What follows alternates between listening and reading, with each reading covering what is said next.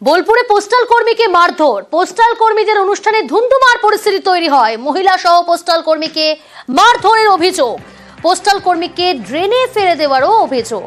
খবর পেয়ে ঘটনাস্থলে বোলপুর থানার পুলিশ।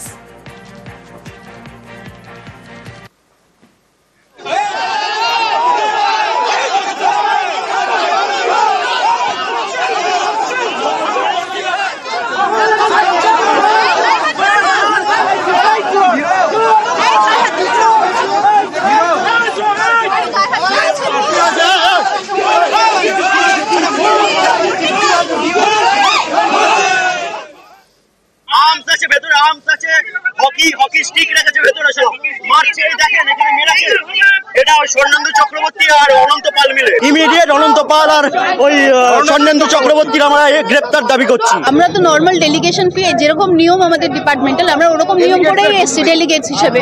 ঠিক আছে, ওনারা কেন বাউন্সার রেখেছে, কাদের টাকায় বাউন্সার রেখেছে, এগুলো আমরা নিজেরাও জানি।